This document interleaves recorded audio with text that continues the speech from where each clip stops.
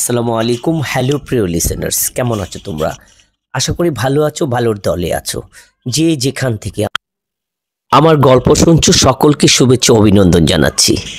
প্রতিনিয়ত horror Bangla official BD channel তোমাদেরকে ভৌতিক গল্প উপহার দেয়াই হচ্ছে কাজ। আজকে অন্যতম লেখক বিভূতিভূষণ বন্দ্যোপাধ্যায়ের কলমে গ্রাম বাংলার ভৌতিক গল্প প্রত্যেক beta. Bibhutibhushan Bandyopadhyay 12 September 1894, 1 November 1950 জনপ্রিয় ভারতীয় বাংলা সাহিত্যিক। তিনি মূলত উপন্যাস ও ছোট গল্প লিখে খ্যাতি অর্জন করেন। পথের পাঁচালী ও অপরাজিতা তার সবচেয়ে বেশি পরিচিত উপন্যাস। উপন্যাসের পাশাপাশি বিভূতিভূষণ প্রায় 20টি গ্রন্থ, কয়েকটি কিশোর পাঠ্য উপন্যাস, ভ্রমণ কাহিনী, দিনলিপিও রচনা করেন। বিভূতিভূষণ পথের পাঁচালী উপন্যাস অবলম্বনে সত্যজিৎ রায়ের পরিচালিত চলচ্চিত্রটি আন্তর্জাতিকভাবে খ্যাতিসম্পন্ন হয়।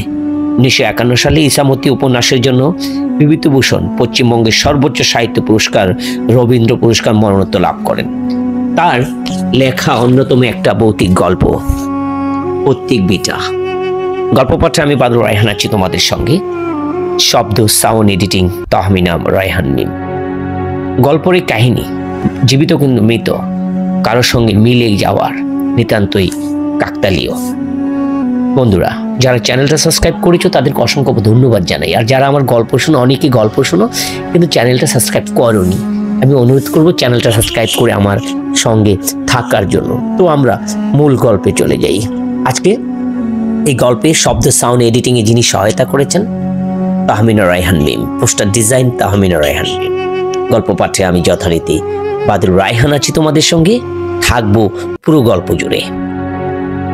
মধুমতি নদীর ওপারেই দোকানের প্রখান্ডা কোঠা বাড়িটা। রাধামোহন নদীর দিকে বারান্দাতে বসে একটা বই হাতে নিয়ে পড়বার চেষ্টা করলো বটে, কিন্তু বইয়ে মন বসাতে পারলে না। কেমন সুন্দর ছোট্ট গ্রাম্য নদীটি, ওপারে বাঁশবন, আমবন বহুকালের, ফলের বাগান যেন প্রাচীন অরণ্য পরিণত হয়েছে। একা এত বড় বাড়িতে থাকতে বেশ লাগে, খুব নির্জন। পড়াশোনা করবার পক্ষে কিংবা লেখা টেকার পক্ষে বেশ জায়গাটি। তাদের প্রত্যেক বসত বাটি বটে, তবে কতকাল ধরে এদের কেউ এখানে আসেনি, কেউ বাস করেনি। রাধামোহনের বাবা সামন্তকান্ত চক্রবর্তী তার বাল্যকালে গ্রাম ছেড়ে চলে যান মেদিনীপুরের তার মামার বাড়ি। সেখান থেকে লেখাপড়া শিখে মেদিনীপুরের ওকালতি করে বিস্তীর্ণ অর্থ উপার্জন করেন এবং সেখানে বড় বাড়িঘর তৈরি করেন। স্বগ্রামে যে একেবারে আসেননি তা নয়, তবে সে দু একবারের জন্য এসে বেশি দিন থাকেন উনি। এত বড় পয়সাওয়ালা উকিল থাকতে তার চলতো না। গ্রামের বাড়িতে ভাইয়েরা এতদিন ছিল, তারা সম্প্রতি এখান থেকে উঠে গিয়ে অন্যত্র বসবাস শুরু করেছে। কারণ গ্রামে বসে থাকলে আবার সংসার চালাবার কোনো উপায় হয় না। যা কিছু জমি জমা আছে তা না দেখে রাখলেই বা কি হয়। বাড়িটাও একটা ব্যবস্থা করতে হবে, নইলে বাড়িঘর সব নষ্ট হয়ে যাবে। রাধামোহনে নিজের গত বছরের ওকালতি পাশ করে পরলোকগত পিত্তদেবের প্রসারে বসেছে। এবার দেশের চিঠি পেয়ে পুজোর ছুটিতে একাই গ্রামে এসেছে বাড়িঘর এবং জায়গা জমির একটা বিল ব্যবস্থা করতে। পাশের বাড়ির বৃদ্ধ ভৈরব বা ডুজেদ দুদিন খুব দেখাশোনা করেছেন। তিনি জোর করে তার বাড়িতে রাধামোহনকে নিয়ে গিয়ে কয়দিন খাইয়েছেন, নইলে রাধামোহন নিজেই রেঁধে খাবে প্রত্যেক বিটাতে, এ ঠিক করেই এসেছিল। ভৈরব বাড্ডুজের বড় ছেলে কেষ্ট এসে বললে, দাদা চা খাবেন? আসুন। তুই নিয়ে আয় এখানে কেষ্ট, বেশ লাগছে সন্ধ্যাবেলাটা নদীর ধারে। আনবো, সেই ভালো, যা। গ্রামের সবাই অবিশ্বাস্য আত্মীয়তা করছে, ভালোবেসেছে। বৃদ্ধ লোকেরা বলছে, আহ, তুমি শ্যামলকান্ত দাদার ছেলে, কেন হাত পুড়িয়ে রেঁধে খেতে যাবে? আমরা তো মরিনি এখনো, এসো আমাদের বাড়ি এসো। রাধামোহন সকলের কাছে কৃতজ্ঞ। কেষ্ট চা দিয়ে কিছুক্ষণ পর গল্প করে চলে গেল। তারপর রাধামোহন আবার একলা। অন্ধকার রাত্রি, মধুমতির জেলের তারাভরা আকাশের ছায়া পড়েছে। রাধামোহন বসে বসে ভাবছে, এই বাড়িটা ঠাকুরদা তৈরি করেছিলেন কেন এখানে? সেকালে পুলিশের দারোগা ছিলেন তিনি। অনেক পয়সা রোজগার করেছেন বটে, কিন্তু বৈশ্বিক বুদ্ধি ছিল না। এই বন জঙ্গলে ভরা গ্রামে কেউ পয়সা খরচ করে বাড়ি করে? কি কাজে এসেছে এখন? আচ্ছা, সুরকি কলওয়ালা যদি বাড়িটা নেয়, তাহলে পুরনো ইটের দরে বাড়িটা বিক্রি করা যায়। খুট করে কিসের শব্দ শোনা গেল। রাধামোহন দেখল 10-11 বছরের একটি টুকটুকে ফর্সা মেয়ে ঘরের দরজার আড়ালে উকি মারছে। ঘরের মধ্যে হ্যারিকেন জ্বলছে, বারান্দাতে সামান্য আলো এসে পড়েছে, সুতরাং একেবারে অন্ধকারে সে বসে নেই। ভৈরব বাড্ডুজের একবার ছেলে পাঠায়, একবার মেয়ে পাঠায়। লোকটা খুব যত্ন করছে বটে। ও বলল, কি খুকি, ভাত হয়েছে বুঝি? একটু পরে মেয়েটি সংকোচে সঙ্গে বাইরে এসে দাঁড়ায়। রাধামোহন বলল, তোমার নাম কি? লক্ষ্মী। বেশ নাম, পড়ো? গান জানো? রাধামোহন হেসে বলল, তবে তো মুশকিল দেখছি। বিয়ের বাজারে তুমি যে বিপদে পড়বে। রান্না? বালিকা ঘাড় নেড়ে জানায়, সে জানে। ওই একটা ভালো গুণ রয়েছে তোমার। কি কি রান্না জানো? সব। সব? বাহ, বেশ খুকি, তুমি বসো। বালিকা সজ্জলভাবে ঘাড় নেড়ে বললেন, না, বসবো না। কেন? কাজ আছে। না, তবে বসো। না, আমি যাই, তুমি খেয়ে এসো। যাচ্ছি। ভাত হয়েছে? তোমার খুব খিদে পেয়েছে না? যাও খেয়ে এসো। রাধামোহন কি একটা বলতে গিয়ে পেছনে ফিরে দেখল খুকি কখন চলে গিয়েছে। সে একটু পরে বাড্ডুজের বাড়ি খেতে গেল। ভৈরব বাড্ডুজে বললেন, এসো বাবাজি, এসো, রান্না হয়ে এলো প্রায়। রাধামোহন বলল, হ্যাঁ, আপনার মেয়ে ডাকেই তো গিয়েছিল, আমাকে ডাকতেই তো গিয়েছিল ওখানে, তার ডাকেই তো চলে এলাম। খাওয়া দাওয়া করে রাধামোহন চলে এলো একা। নির্জন বাড়ি তার বেশ লাগে। তার পূজ্যপাত পূর্বপুরুষেরা যেন অদৃশ্য চরণ এখানে বিচরণ করতেন। এই বাড়িতে তার পিতামহ বাল্যকালে খেলে বেরিয়েছেন। তার পিতামহী নবরূপা প্রথম এসে দুদেয়ালটা পায়ে রেখেছিলেন এই বাড়ির মধ্যে। আচ্ছা, তারা বিদেশে গিয়ে বড় বাড়ি করে ফেলেছে। গভীর রাতে ঘুমের ঘোরে সব পূর্বপুরুষরা যেন এসে অনুযোগ করেন, কেন আমাদের ছেড়ে চলে গেল, কি করেছিলাম আমরা।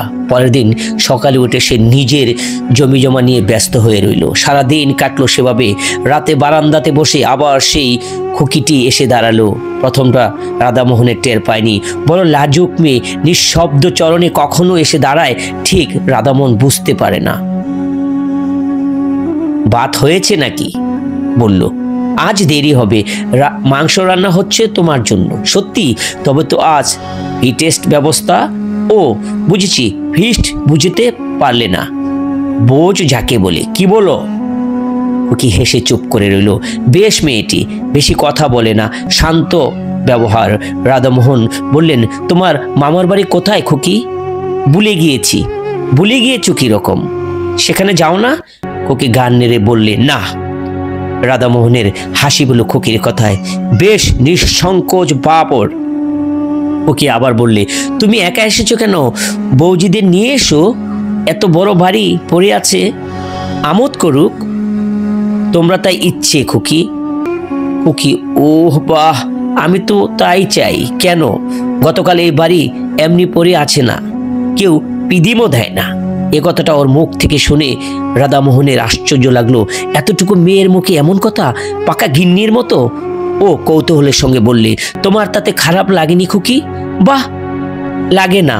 তোমরা সবাই এসো, বাড়িতে শাক বাজুক, সন্ধ্যের পিদিম দেওয়া হোক।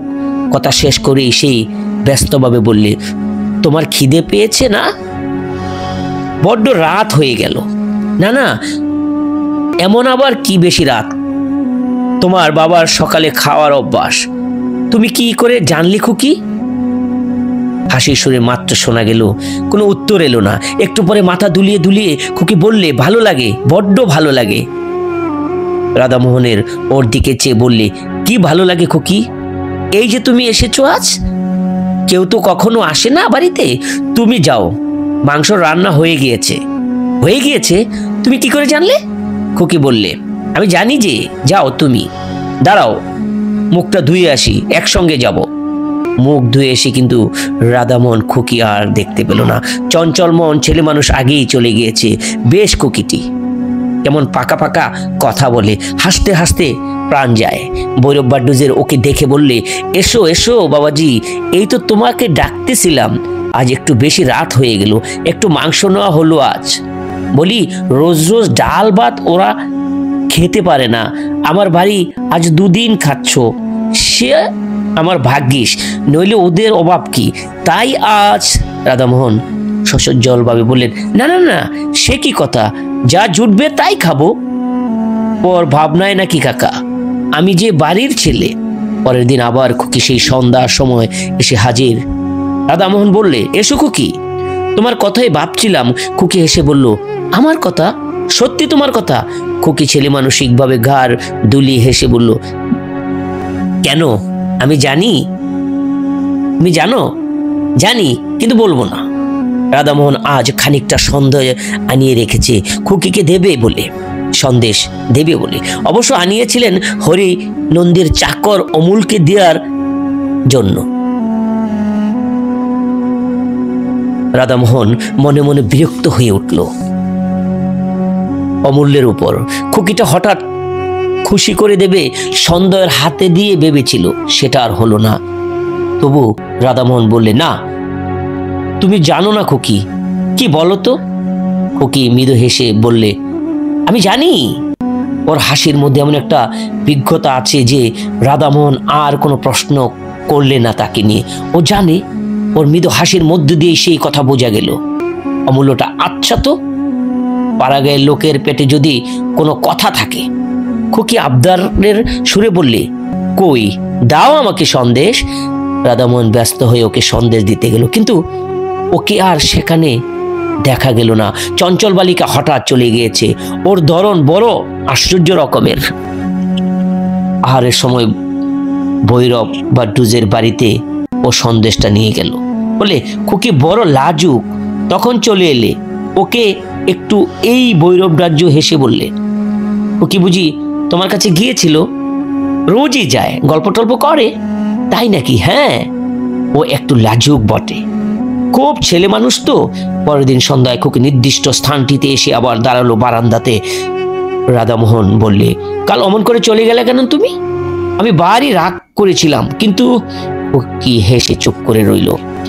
খেয়েছিলে সন্দেশ? বারে, যখন তুমি বললে, ওই তো আমার খাওয়া শেষ হয়ে গেল।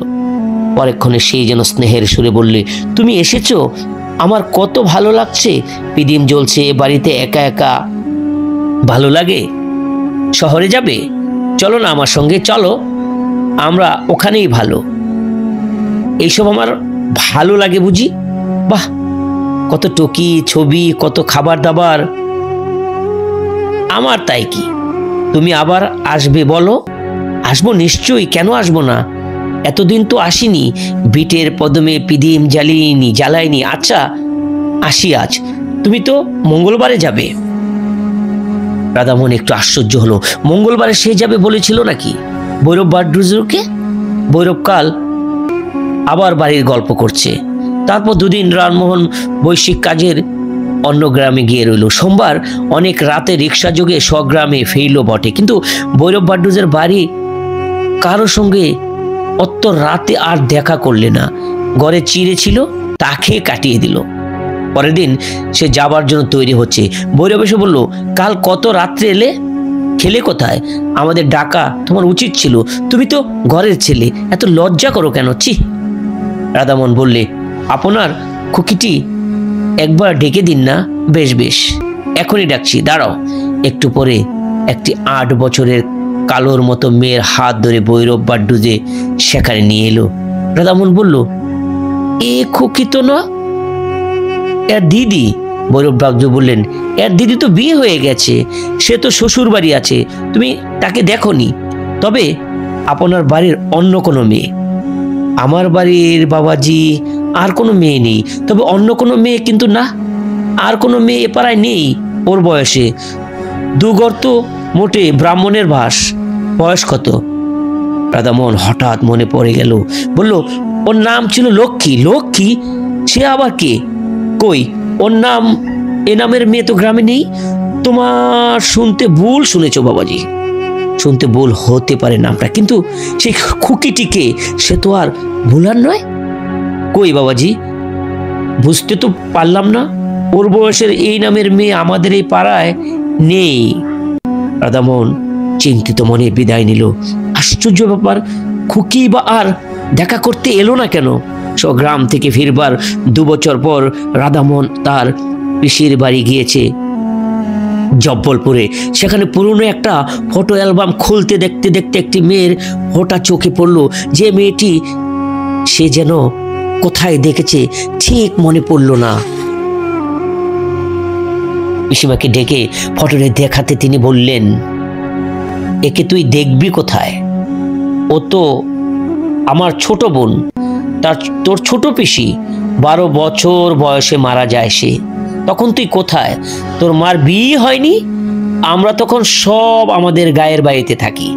তারপর পিসিমা কতটা যে কথাটা বলতেই অপমানা নেই বললেন, হ্যাঁ, একটু একটু মনে হয় ওকে, বেশ দেখতেছি। সে 48 বছর কথা। তারপর বাবাও দেশ ছেড়ে মেদিনীপুরে চলে গেলেন। দেশের বাড়িতে আর যাওয়াই হয়নি। বিয়ের পর আমি একবার মোটেও গিয়েছিলাম, সেও আজ 20 বছর আগের কথা। রাধামোহন অবাক হয়ে চেয়ে রইল অ্যালবাম খানার হাতে করে। হঠাৎ মনে পড়তে বলল, কি নাম ছিল ছোট্ট পিসিমার? পিসিমার উত্তর দিলেন, লক্ষ্মী।